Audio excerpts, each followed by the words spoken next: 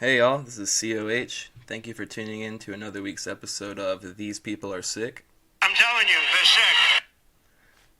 It is Wednesday, February the 15th. It's roughly 4 o'clock p.m., and I'm not sure why that just sounded like a proof of life, but I promise you I'm not being held captive. I'm not in some cave somewhere in the Middle East. I'm not hanging out in some dungeon in Portland. Nothing like that. I'm sitting here recording this solo episode for you guys, actually, because Slav, our dear host, is out of town enjoying some nice and needed relaxation and vacation with his beautiful bride to be. So we wish them safe travels as they're away, and we hope that this turns out all right. This is going to be my first time recording a solo episode, and I'm going to be honest with you, I am a little bit nervous. I don't know if I've really got enough to say to fill out time, but I'm going to try to tackle it. Going to kind of let loose some things that have been on my mind recently. We're going to maybe cover some news topics that are popping up because it seems like there's a lot to talk about. And just kind of recap a little bit and touch base. So bear with me for this week. Slav is going to be out of town this week and next week. We may do an episode next week with a guest. I may do another solo. We're kind of going to see what happens. We may hold off and just do an episode with Slav when he returns. But I'm going to be running this one solo. We do have a lot of fun guests lined up for the return of Slav in the coming months. We've got some cool ideas for our Patreon listeners, and we've got some ideas for book club stuff. We're working on making a Discord for everyone in our Patreon so we can get back to communicating since we are perma-banned off of Twitter. And since they seem to maybe have some sort of specific team chasing down Slav and I directly, they're worried about the good word of These People Are Sick and the T-Pass podcast spreading too far. So we're going to be excited to get back into that Discord, get talking with some of you guys again, and really just kind of, get back into the swing of things. I feel like we've kind of been going a little bit slow, trying to gather our feet.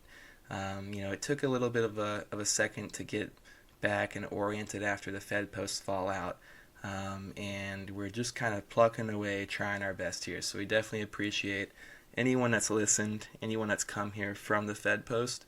We appreciate that for sure. We hope to, keep you entertained. We know it's a little bit different dynamic now. It's just Slav and I.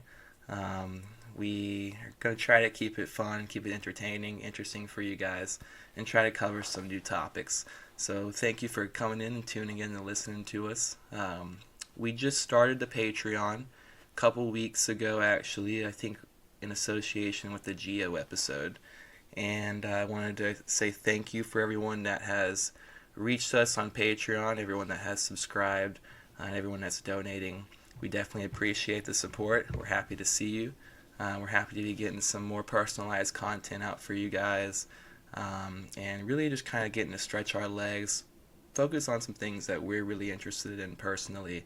And just kind of really use this as a way to kind of let our mind loose a little bit and kind of let you see all the deep and dark corners of what we got going on, which is maybe going to be a little frightening for some of you people. But to be honest, I think it's probably nothing worse than what you're dealing with on Twitter and the other hell sites. So we welcome you in. We got some stuff going on for upcoming book clubs. We've got some Byung-Chul Han. I think I said that wrong. Hold up. Byung-Chul Han. Yeah, 100% said that wrong. But yeah, he's a Korean writer. I think he was German born or something, but fantastic writer on breaking down the specifics of neoliberalism. He writes about the disappearance of ritual in day-to-day life, and kind of how the commodification of communication is basically kind of separating us and isolating us, leaving us all atomized. So it's something that's I'd say very salient in today's world, something that definitely rings true to me, and something I'm very interested in. So I'm excited to be getting into that. I know I actually found Byung-Chul Han about a year ago, maybe two, just on my own research, just trying to find some new writers and stuff to listen to read. And I came upon his book, The Disappearance of Rituals, I read through that. It's not too long of a book. That's the one good thing with Byung-Chul Han. He keeps it pretty short. I'd say it's probably about 70 pages. Most of his books range from about 45 to 120, which is nice for a philosophical or political nonfiction dense type book, because I know myself, I've caught myself in some traps reading, Capital or something like that. You get into these big thick books and you think, oh, I'm going to breeze through here. I've got a pretty, reasonable and pretty satisfactory vocabulary. Then you come to find maybe you don't actually. Maybe you don't have as good of a grasp as you thought. The Hooked on Phonics that you ran through as a kid doesn't really stand up to 1840s English writing from a German author. So, I mean, I think it's a little bit nice that Byung-Chul Han keeps his books short. Um, it's a little dense. I mean, there's some pretty heavy and thick ideological, philosophical things in there to work through. So, sometimes you want to take your time with reading it like you would any good book that's going to make you think. But yeah, I'm excited to get Slav into reading some of those. I think our first one that we're going to be going over is Burnout Society. It's probably Byung-Chul Han's most well-known book. So if you're going to be interested in following along with that with us, maybe go out and get that book or find a PDF copy online. I'm sure you could pirate it somewhere. I think all knowledge should be generally free and open, so if you can find a good pirated version of that, go ahead and do that. Sorry, Byung-Chul Han, I'm not trying to step on your bag or anything, but just trying to look out for our listeners and, make sure everyone's doing the best for themselves financially. We are in hard times. Inflation is chewing us up, basically chopping us at the knees. I went into the store the other day to get some fucking chicken. Just some chicken, man. Breasts. I walked out with fucking drumsticks because that's all I could afford, really. I mean, looking at the prices, it's nuts these days. So we want to make sure we're keeping you guys in the green. So go out and find a pirated copy of Burnout Society and follow along with us as we do our book club in the coming weeks. Pretty excited to get into all that. And if you're not a reader, fucking don't follow along with us, whatever, it's cool. You can listen in, we'll cover some stuff, we'll have some good food for conversation, so I think you'll probably get something out of it either way. But man, let's see, what's going on? February 15th today, so yeah, yesterday was Valentine's Day, so I hope everyone had a lovely Valentine's Day. I hope everyone spent their time with their loved ones, their partner, their wife, their husband, their girlfriend, their boyfriend, whatever it is, your lover, the person you hold dear. Hope you had a great holiday, and really just kind of trying to reflect a little bit on some of the stuff I saw yesterday. I feel like holidays nowadays are just kind of a way for people to flex, like, how much they don't give a shit about stuff other people care about or something like that. Like, people want to go on social media and be like, look how much I don't give a fuck about the holidays. Look how much of a grump I am. How much of a Grinch I am. I hate Valentine's Day and I hate Christmas. And so, you're going to see a lot of that. That's something that I was kind of overwhelmed with yesterday. Just the amount of people I'm seeing. And it may be because of my generation, Gen Z. Maybe, it's prevalent in millennials as well. I don't really know what it's like in, Gen X and boomers and stuff like that. I'm not sure what their experience of Valentine's Day, what it's always looked like. I'm not sure what the evolution in America of Valentine's Day has been. But I know for a lot of young people, it seems that there's a good bit of just kind of fuck it energy around Valentine's Day. And I don't know if it's just bitter single people. I don't know if it's like that's a cool thing to do, to be like an abolitionist or whatever bullshit people want to be these days. I feel like the most people I saw talking about fuck Valentine's Day were broads with the boy cuts, or like purple hair, or like dudes with like, crippling anxiety and neck beards and have never really been a part of a relationship. So there's a bitterness aspect that works itself into there as well.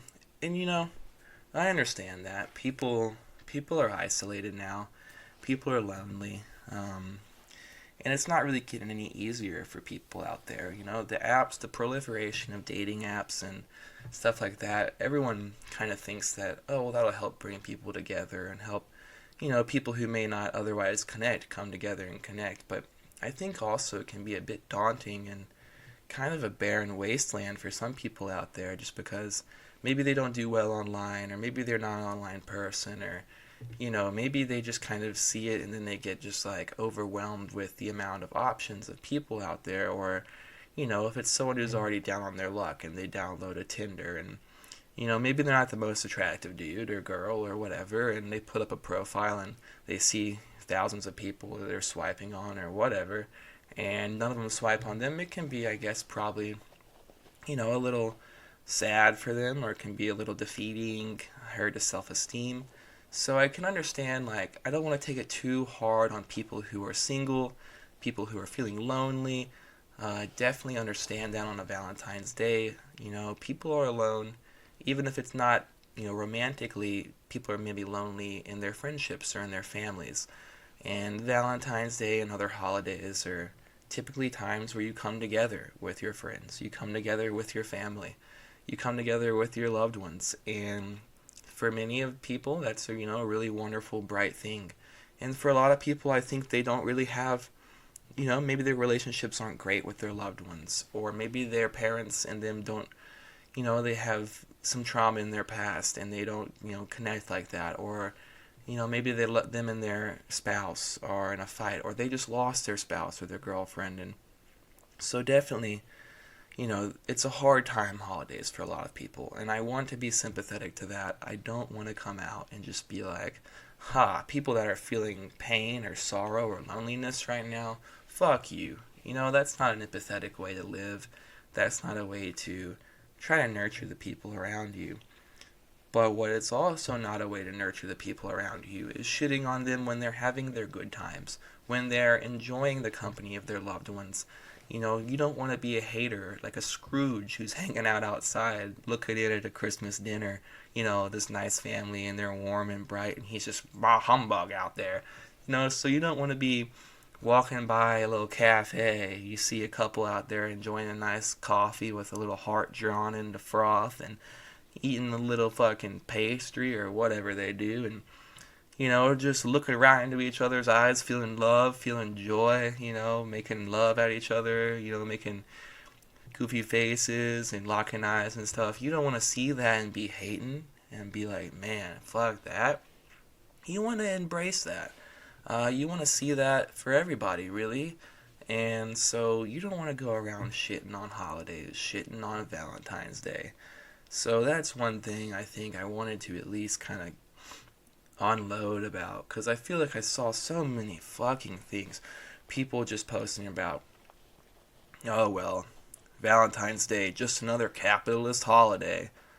I mean, sure, man, every holiday now in a capitalist system is a capitalist holiday. If it's a good excuse to use it as a marketing scheme, or if a company can capitalize on a holiday, or really anything, anytime, they're gonna do it, right? So, I mean, yeah, there's maybe some gross, excessive consumerism that goes on. There's maybe pressure, to buy gifts, or to buy roses, or to buy flowers, or to do whatever. But at the end of the day, that's just existing within our society anyways.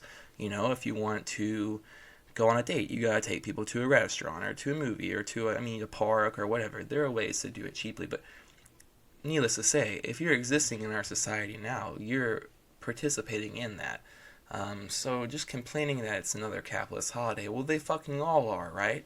But you can sit here and look at that and just kind of see all the ugliness all the time. Or you can just try to look at it as a day to connect with those around you. You can use it as a day to embrace love, to engage your own concepts of love. Maybe work on some introspection if you're finding that you're not happy with yourself and where you are, if you feel lonely, if you're not in a relationship. Maybe take a moment to think about what you're doing in your life to try to get yourself into one. how you're working on yourself in your life, how you present yourself. Are you playing to your strengths, or are you highlighting your weaknesses? Are you owning your weaknesses, and are you taking advantage of them when you can? Those are the things that you need to do. This is a time to engage with and just kind of take a look over love in our culture as well. Are you loving the people around you? Are you loving your friends well enough? Are you being a true friend? Are you extending yourself when others need the help? Or are you being a friend on your own terms? Do you love your family members the way that you should? Are you extending the same gratitude and thanks and openness and general welcomings to them that you do friends? Strangers, are you shunning them as they walk by, or are you extending love to them as you pass them in the street? When you meet somebody new, do you start on the ground of, this is another human that I can see myself in, that I can see the universe in, and I can see God in, and I can see a piece of truth within this person, and I love that in them, and I want to bring that out? Are you meeting them on that level every day, or are you engaging with strangers as someone who feels cut off from others, someone who doesn't want to embrace a stranger, who doesn't want to meet someone new, but who wants to remain shut off? Are you viewing new relationships in the world around you as frightening, rather than as experiences full of wonder and possibility? These are types of things you should maybe engage with if you are feeling bitter on these types of days. But to sit around and try to rain on everyone else's parade is really just not super fun.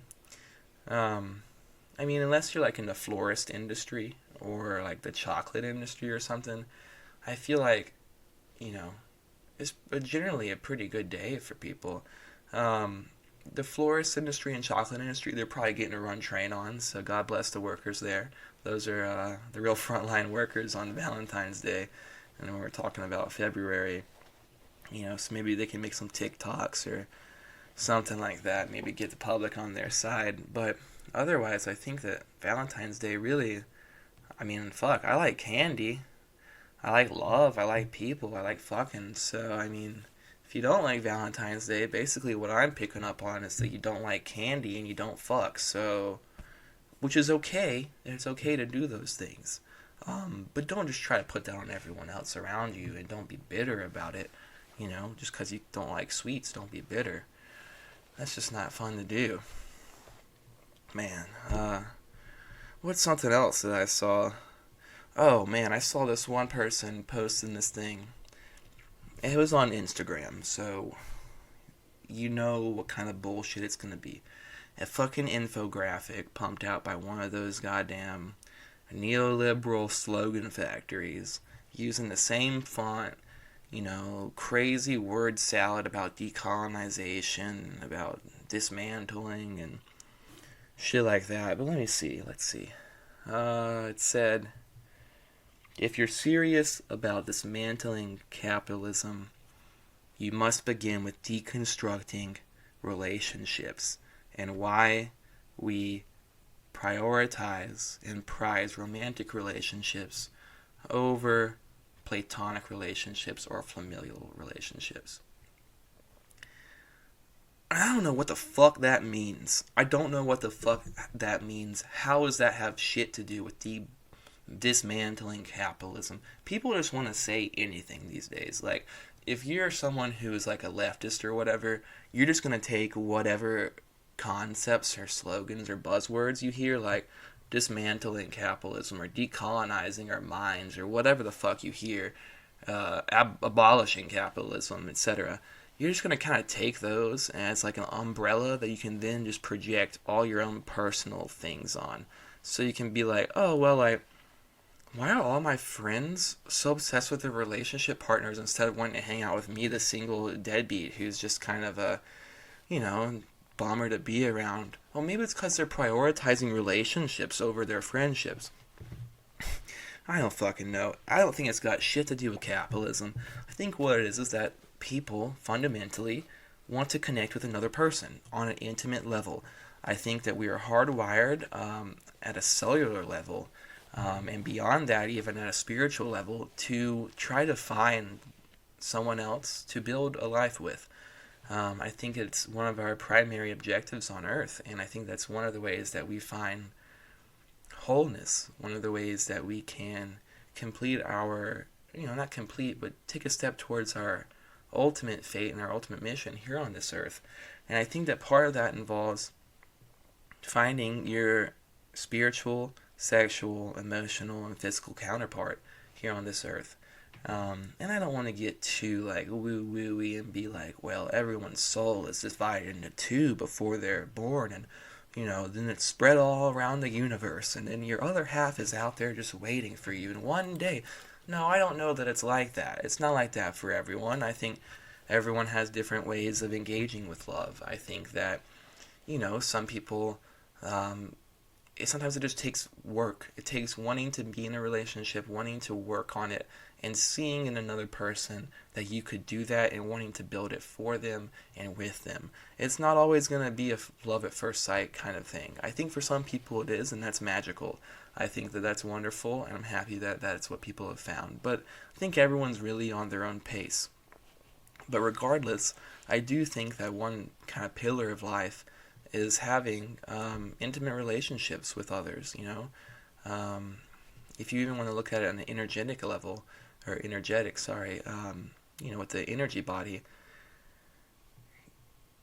from a Christian perspective or a more traditional perspective even, the male or the female is well complemented by its opposite. So the female is complemented by their match in the male, and the male is well complemented by their match in the female. And the combination of those two energies can create one single union that is beautiful and can flourish together. And it can be a foundation for a wonderful and healthy life. And it can be the foundations, really, the starting building blocks for strong communities is strong intimate relationships. Obviously, strong family connections are the building blocks for community as well. But to sit here and just be like, we need to stop caring about intimate relationships. We need to try to put them on the same level as friendships. Well, they're not the same level because they're not the same fucking things. You can love a friend and you can love a partner, but those are two different types of love typically, and that's okay. They can still be love, but you don't need to try to deconstruct them and put everything on the same level. Everyone wants to flatten everything out these days. Everyone wants to flatten everything out and put it on the same level as something else. We want to say that the love I experience for my partner or my wife or my loved one or my girlfriend is the same love that I experience for my best friend. I would do anything for both of them, but it's a different feeling entirely. It's not the same thing. There is platonic love, there is friendship love, and there is romantic love, there is intimate love, and they're not always the same. They may overlap if you, choose to go down romantic or sexual relationships with your friends. That's something that people do sometimes, depending on who you are, who your friend is, what your friend group is, what your values are. It can work out great sometimes. But there's still differences, right? Everyone knows that. Everyone knows there's a difference between a friend and a lover, because that's where there's so much confusion in relationships. There's so much with the friend zone. People talk about the friend zone. I mean, that is an obvious recognition that there's a difference between friendships and intimate relationships. We don't need to have everything be the same material. Things are different. You can engage with things on their own individual merit. You can look at them for what they are. You don't have to try to compare and put everything into the same fucking categories. I think it's almost an extension of capital, where it's like trying to create an exchange value almost out of just individual human actions and of just everything about characteristics, about emotions, and about feelings. Trying to be able to find some way to quantify it, some way to, be able to exchange it. Two loves of your friend is equal to one love of your partner, or whatever. It's not like that. They're different. It's gooey. That's what's so interesting about love. Love is it's mysterious. It's all-encompassing. It is just sometimes overwhelming. It permeates the entire being, and it's something that there's so much gray area in. There's a lot of give and take in, and that's what love is, and it's finding that out, and it's playing that game and doing that dance, and that's what makes it so wonderful. It's the intrigue of getting to know and getting to love and fully incorporate another person into your life. Um, you can love a friend, and you can be a good friend. You need to be good friends to your friends. You need to experience love for your friends at a platonic level, and you need to be comfortable expressing that, saying it. You need to be comfortable feeling that. One thing that is common, and maybe not as much anymore, but in the early 2000s, is men just being like, yeah, this is my best friend, like, no homo. No homo is a pretty big thing. You don't need to feel like you need to say no homo after saying I love my friend. You should love your friends. You should love the people around you. You should love your community. You should really fundamentally love everyone that you meet, because everyone that you meet is ultimately a reflection of the entire, all-encompassing ultimate reality. They all contain one small little speck of God within them. And they're just one reflection of the reality, and without them, the symphony is not complete. The beauty of creation is incomplete without their presence, without them being their perfect individual self, and all that that entails.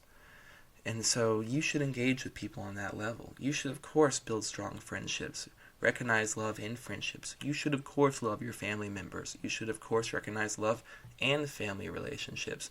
But to say that we need to, break down how we prioritize one over the other, I think it's just overthinking. People are going to prioritize things. Sometimes they change throughout as well, depending on the time, depending on what's going on. I don't know, that's just some thoughts I had on that. It may be jumbled up, but that's one soapbox I wanted to get on. I probably don't need to ramble just about love for fucking the entire episode, but I definitely do want to get into eventually some relationship advice or just kind of like editorial stuff. We won't do that this episode. We'll wait until Slav's around. We might try to bring a guest on or two for it. Maybe get a female perspective in. But it does seem like a lot of people struggle with love, struggle with romantic relationships, and struggle with finding others, and with feeling loneliness and isolation. So I think that it's a topic that's really important to a lot of people, and that a lot of people could get help from. And it's just kind of something that's interesting to talk about. So yeah, that's Valentine's Day, I guess. Shout out to Saint Valentine. I don't really even know the full history there. I know he was a saint, the saint of like love and like epilepsy or something too, which is fucking crazy. I'm not sure what that is. Maybe love and epileptic shock or similar feelings, but yeah, so that's, I guess it's kind of like how Christmas is. There was Saint Nicholas and there's Saint Valentine, and ultimately we end up kind of making them our own thing here in the United States and in Western culture. But yeah, I hope everyone had a lovely Valentine's Day. Let's see, I think there's a couple other things I wanted to cover. Oh, the Super Bowl. Fuck yeah, so the Super Bowl was Sunday, this past Sunday. And obviously, the biggest sporting event of the year. I don't know how it stacks up to fucking cricket or whatever the fuck they're doing over on the other side of the world. But as far as we're aware, and as far as it matters to us, Super Bowl is like the biggest sporting event of the year. Brings in the most, viewers and watchers and stuff like that. So it's pretty relevant. Also the biggest sex trafficking event of the year, human trafficking. Which makes a lot of sense. Think about the people who are going to the Super Bowl. You're going to have to pay thousands of dollars for a ticket. I think there's like weird channels you have to go through to even get on the list to get a ticket. So the people that end up going there, fuck, this year I remember I saw Elon Musk there. You end up seeing it's mostly a bunch of rich motherfuckers. And what are rich motherfuckers like doing? Terrible, antisocial, demonic, evil shit like sex trafficking, like diddling, like fucking human trafficking. So, you concentrate a whole bunch of rich people together, you're going to get a little diddling going on just with the numbers. So you just, crunch the numbers on it. I'm not a numbers man, but it seems easy enough to figure that out. It's simple math. These people are fucking sick, and it makes me ill in my stomach, but that's what's going on. I saw one post that said it was like 1 hour after the Super Bowl ended, they had 200 private jet charter flights out of Phoenix or Scottsdale, where they held the Super Bowl. So I mean, who knows, dude? Half of those could have been little Lolitas flying around. You never fucking know. So you gotta keep that in mind. It's a fun day. There's sports going on. You're eating wings or chicken dip, but you gotta think there are motherfuckers getting sex trafficked, getting diddled up behind the scenes. Sickos are out there, using the cover. The opportunity is covered, and really just doing it. So that's something that's terrible to think about. Something to raise awareness about. I think everyone's worried about sex trafficking, but just in case you weren't, something to think about, something to chew on. Not good for sure. But yeah, I mean, watching the Super Bowl, I had a couple of thoughts. Um, I think they're trying to make sports gay. I think they're trying to make everything gay. I don't know. It's just like super over performance that's like very produced. It seems fake. It's scripted. And I don't mean the plays. I mean everything, the spectacle that surrounds the sports. I feel like I remember a day you turn on the TV to watch some fucking football and you see a coin flip and you see some damn football. But now it's everything some weird symbolic gesture to some class of people that some people want to make, toss an olive branch to. So, I mean, what was it? The beginning of the Super Bowl, they did the coin toss, right? They do the coin toss. It's at the middle of the field. They bring captains from both teams. I don't know why I'm explaining basic football to y'all right now. But anyways, they do the coin toss, and typically it's just like the ref being like, hey, man, these are the rules. You're so-and-so from the Eagles, and you're so-and-so from the Chiefs, and you're representatives, and you're going to be calling heads or tails on this coin. And it's pretty straightforward, and then the game starts, right? But this year they did something where they brought in, well, first of all, they played some long commercial about some sort of non-profit, military, NGO, fucking sicko bullshit about, fucking, we're helping these people and this and that and the other. Really, they're skimming money, giving it to their fucking cronies, but I digress. And they decided that they're going to show us this long commercial about this nonprofit that's doing these great things and all these clipboard motherfuckers. And then they decide they're going to cut out a commercial. They take us to the game, and they have selected 4 honorary team captains or whatever. And they've got them sat there on the field next to these players that are about to play the game. And, they got, kind of one of each. They're perfectly balanced. They've got a black man, like an Asian kind of dude. They got just a white dude. They got like a kind of short, chubby woman, kind of Asian or something. They're spreading the love around, getting diverse. And they start off with an acknowledgement from the referee that's like clearly so scripted, and he's not comfortable doing it. And he's like, fucking, he doesn't say fucking, but he's like, we are so proud to have you here today as our honorary team captains for this 50 fucking whatever Super Bowl, and we're proud to be partnered with this wonderful organization that helps people out. And I don't know, it's just this crazy symbolic gesture. And then they have the squatty broad take the coin and flip it, and then they just pan the camera away from them. They don't let them say shit. Then they're out of there forever. What the fuck is the purpose of it? I don't know. You want to give them free tickets on some Make-A-Wish shit, let them come. Or you want maybe let some kid with cancer or whatever come and flip the coin because this is Make-A-Wish. Hell yeah, I support that. I'm for that. But why are we doing this empty fucking symbolism shit? Who is it for? Who is it for? Because it's not for people who are trying to watch fucking football.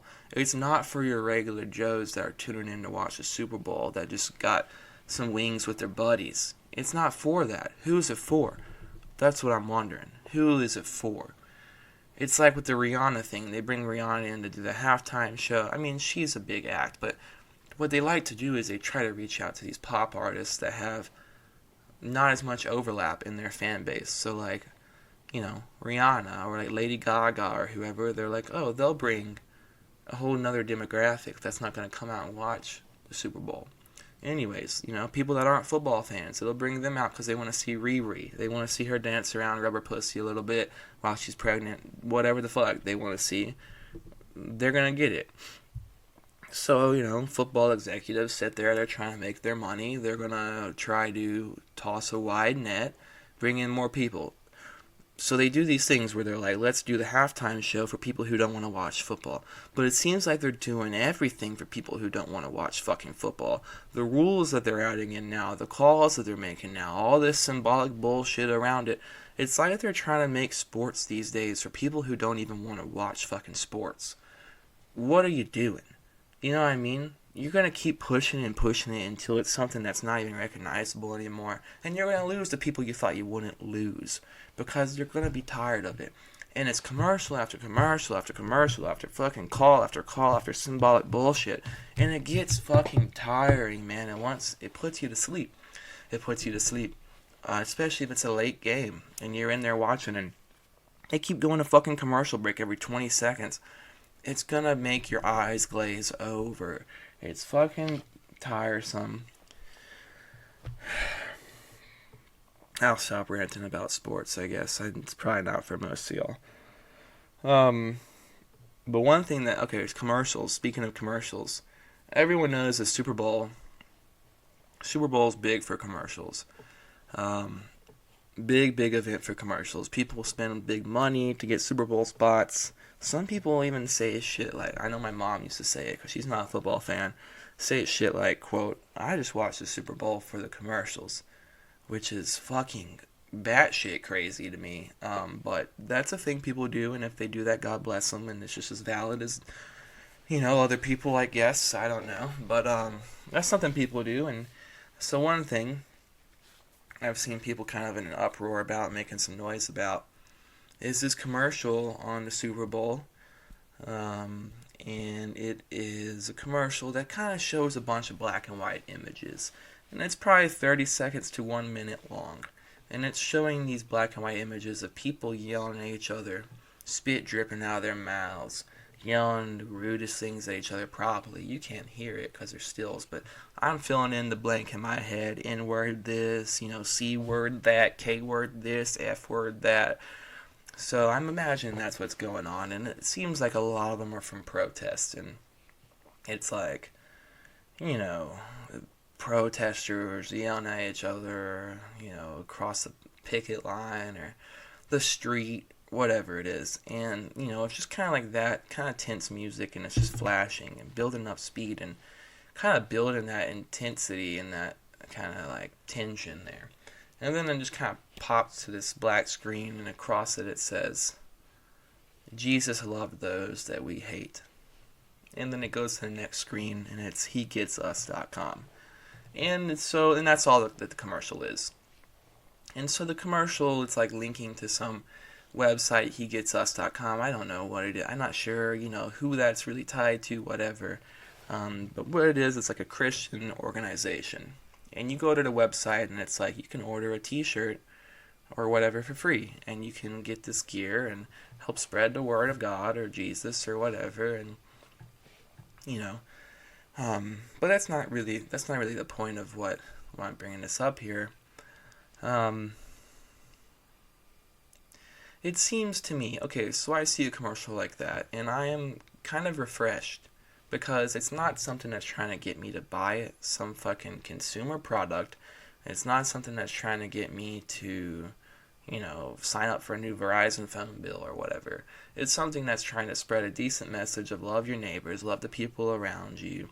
Now, some people may call it like libtarded or whatever, or if you're not a Christian, you might not like they're pushing that on you or whatever. And some people can say, sure, they're trying to sell a product, they're trying to sell religion as a product, just like anyone else would be trying to sell a product in their commercial. And I guess I get that, and I can see that view from one side of things, but I think you've got to see that it's slightly different because it's trying to promote a way of being versus trying to promote a product that you buy and you eat up and that you use up and then you're done with. Anyways, so I've been seeing a lot of people post about it, and they're like, one thing I saw is people posting about, that one ad that happened with all the angry people? Well, that was some religious fundamentalist group that's paying $20 million for an ad spot. And it's so bad that we're laying that onto our TV and this and that the other. And people are getting really riled up about this when the simple suggestion is just to love your neighbor. That's really all that the commercial's saying. That's all that it is. It links to a benign website with some very basic, probably some Protestant viewings of Jesus, but some general kind of ideas about, he loved his neighbors, he was a merciful God, blah, blah, that kind of stuff, and just trying to get you on board and open your mind up to loving those around you. And people are fired up about it. People are upset about it. People have a certain anger in them towards it. And I've seen people, non-Christians, I specifically, a bunch of them talk about, wow, these Christians just spent $20 million to put an ad on a Super Bowl when they could have just used that $20 million to donate to food shelters or charities or whatever. Which is interesting because it seems like you have some sort of concern with how this other organization is using their own money. And I don't know why you'd have that concern if you're not actually a part of it and you're not, subscribing to it and you're not giving them your money. But anyhow, people are upset about it and they're saying that, and I guess it's valid. You could help a decent bit of people with $20 million, but you can also reach a lot of people with a Super Bowl spot. And you can get a lot of people to have a moment of clarity when they were expecting a commercial that's going to drown them out, to have a moment where they're forced to kind of think about how they engage with the people around them. And I think there's utility to that, and I think that's important. And I think that, for Christians, they're called to spread the word. It's part of their mission, it's service. And I think that that's part of it. It's bringing the community in. And I think that, people want to make these arguments. So it's not the Christian thing would have been to do this, the Christian thing would have been to do that. But these people who aren't Christians and they're making these things, just mind your own business mostly.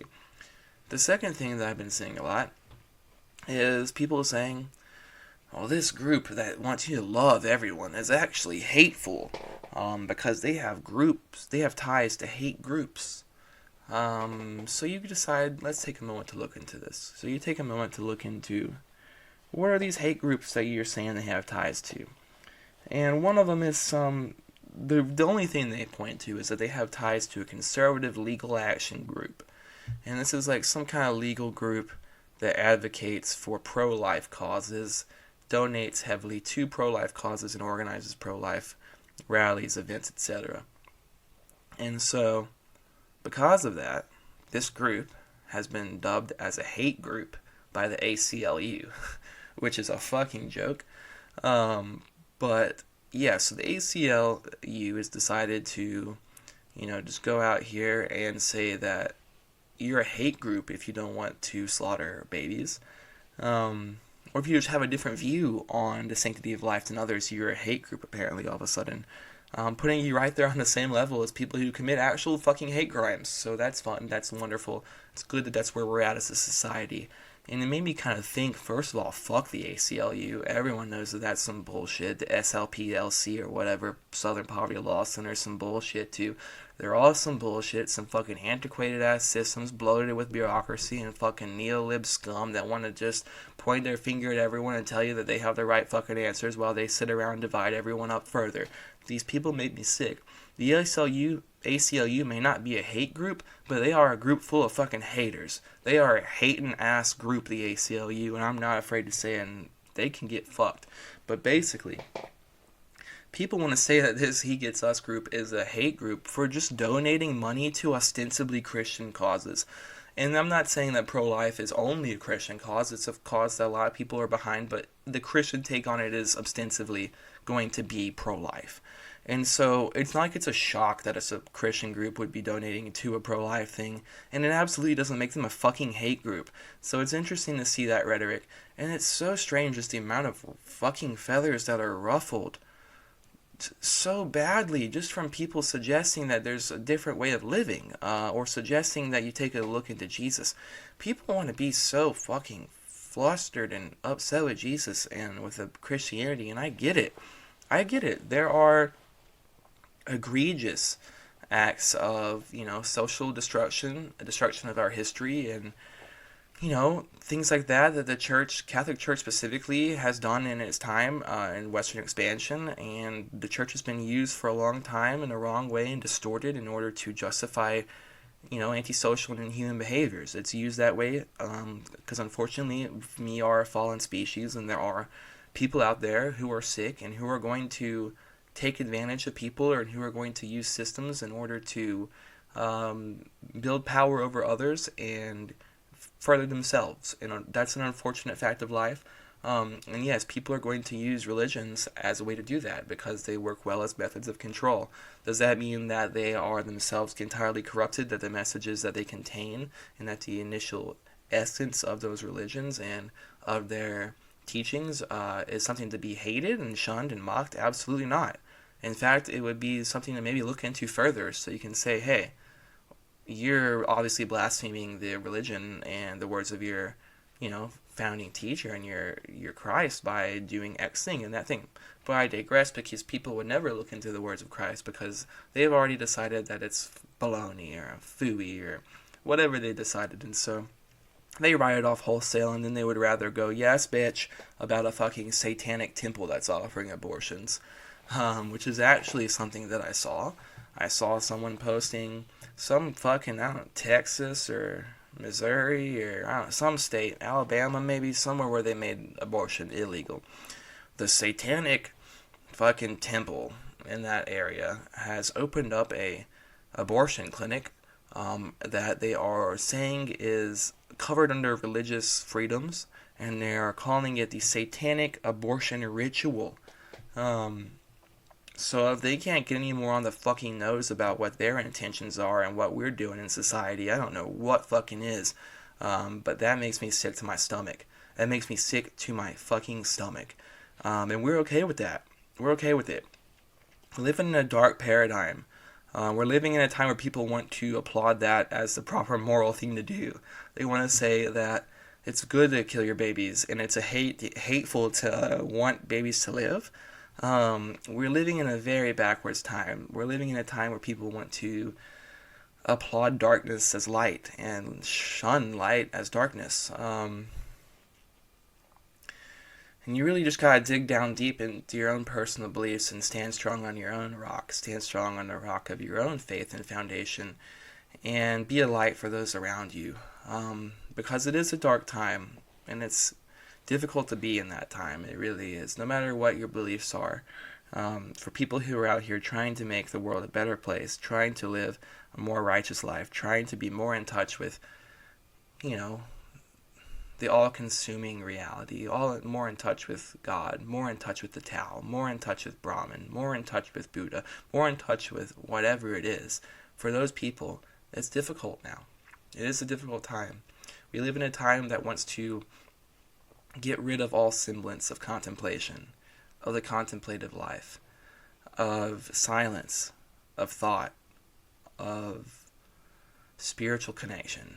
We live in a time that's trying to basically take down your satellite dish, trying to fuzz up your signal, trying to block you from the truth, from the light, from living an upright, godly, right livelihood. And the biggest thing that we can do to combat that is to dig our feet in, to say no, and to say, no, I'm going to live a right livelihood. I'm going to follow the right doctrines. I'm going to live in the imitation of Christ. I'm going to try to, love all those around me and see God in all of them, and try to speak to that and try to do my best to live up to my full potential in order to help them live to their full potential, and us as a whole entire species and as a universe exceed in furthering our life and the symphony of all of us, and expressing the true majesty of creation. And that's what we must do. We're living in a time, capitalism is a all-encompassing system of deterritorialization, a time where they're trying to strip everything from us, trying to keep us from anything tethering us to the people around us, tethering us to time, tethering us to place, tethering us to our right livelihoods. And the true revolutionary act, or counter-revolutionary act, or whatever you want to look at it, the thing that we must do now is re-territorialize. We need to dig down deep. We need to grab our loved ones. We need to grab our family. We need to grab our community. We need to grab our rituals. We need to grab the things that make us whole, and we need to say no These are not to be commodified. These are not to be taken into your sick, twisted fucking simulacrum of life. No, these things are us. These things are human. These things are vital for connection, and we're not going to ship them off and outsource them into your fucking corrupt system. That's one thing I've been thinking about a lot more recently after reading Byung-Chul Han, and reading some Anti-Oedipus and, Deleuze and Gutiérrez. Just kind of going through that, I have a lot of thoughts I've been chewing on about the concept of re-territorializing, claiming back human essences and human qualities and human needs for ourselves, and putting them into the realm of the community, in the realm of humanity and life rather than capital, which I view as basically propped up entirely counter to life, and to goodness in itself, and to God. So yeah, go out there, love people, go to church, go to whatever community gathering you go to, have fellowship with your common man. Don't be a hater, and yeah, embrace love and embrace life. That's going to be all for this part 1 of this episode. If you enjoyed it, you can find part 2 over on our Patreon. That's going to be patreon.com/these people are sick. Sorry, I just had a brain fart there. That's patreon.com/these people are sick. And I hope you enjoyed my endless rambling here. I hope that you'll come over and join us there. If you didn't really like it, or you find that solo COH is not really for you, I hope that you stick around, because we will be having more to come when Slav returns from his vacation. Yeah. All right, have a great week, you guys.